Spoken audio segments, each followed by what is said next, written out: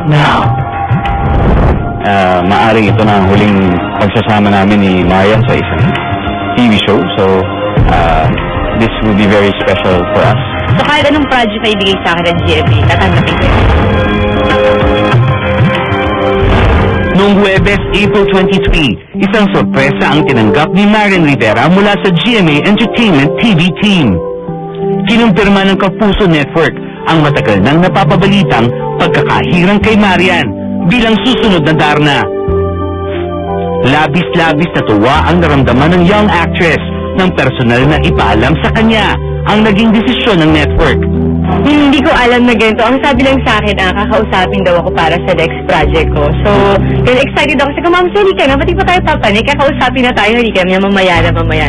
So, parang nakakutog na ako kay Popoy na ganyan yung palagi pag may surprise eh. So, yun. Nagulat ako at thank you at nag-effort talaga sila na...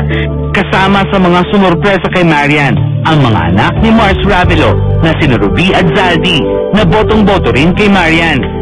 Di mawawala sina GMA Films President Annette Gozon Abrugar at GMA Senior Vice President for Entertainment TV, Wilma Galvante.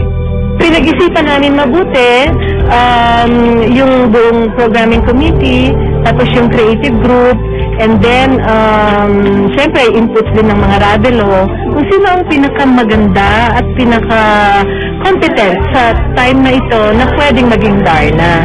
Alam niyo naman, pag Darna, kailangan talaga kasi prime role, kailangan star talaga. So, unanimous. Si Marian talaga yan. Nangako ang dalaga na paghahandaan niyang mabuti ang bagong role na ibinigay sa kanya ng GMA. Noon pa man niya ay pangarap na niyang bigyang buhay ang klasikong karakter na nilikha ni Mars Ravelo. Nang sinasabi nila sa akin, kailangan ihanda ko yung sarili ko dito, yung pag-iisip ko, yung emotion ko, lahat-lahat, pati sa physical. Siguro kailangan lahat yun, handa ako. Darna! Di ba? Ang pagganap bilang Darna sa telebisyon ang susunod na proyekto ni Marian matapos ang primetime soap na ang babaeng hinugot sa aking tagyang. So, I would say na parati akong enjoy katrabaho siya. Yun ang isang bagay na mamimiss ko kung sakaling paghiwalay na kami. Hindi, siyempre, ayoko naman magpaka-plastic, pero siyempre, sobrang malungkot talaga ako, lalo yung last day namin sa Tadyang. Sobrang malungkot ako, at naging honest ako sa kanya na ang sabi ko, hindi ko alam kapag hindi na ikaw ang partner ko, pero isa lang masisigurado ko na sinabi ko sa kanya, mamimiss ko talaga siya. Magpatuloy rin kaya ang umano'y madalas nilang pagkikita kahit wala ng taping? Hindi naman po pwedeng forget hindi na kami nagsasama sa taping, hindi na kami nagka-taping, hindi na namin itutuloy yung magandang sinimula namin. So, syempre, hopefully, kung hindi siya busy, kung hindi rin ako busy, magkaroon kami ng time na magawa yung mga dati namin ginagawa. Siguro hindi madalas, kasi bilang siguro may trabaho siya, ako din may trabaho. Pero siguro kahit paano magkakaroon din naman ng time na magkita kami dalawa. Samantala, kamakailan ay opisyal na umanong ipinakilala ni Marian si Ding Dong sa kanyang lola at sa iba pa nitong malalapit na kamag-anak sa Cavite.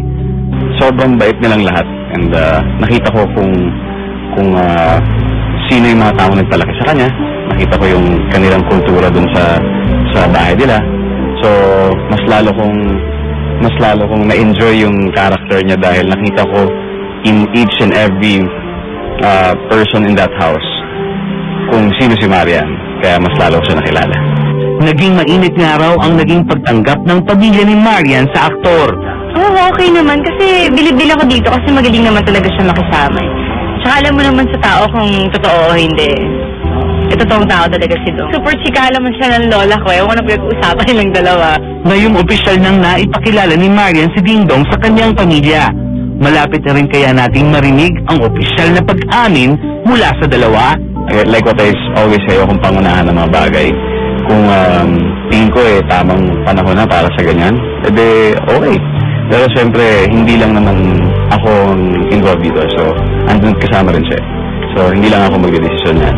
Ngunit ang tanungin si Marian kung si Ding Dong na nga ang ideal partner para sa kanya. Oo naman, kasi sa lahat ng bagay magkasundo kami. Wala kaming pinag-awayan eh. So sa lahat, sa ugali, sa pananaw sa buhay, sa mga pinag-uusapan, okay eh.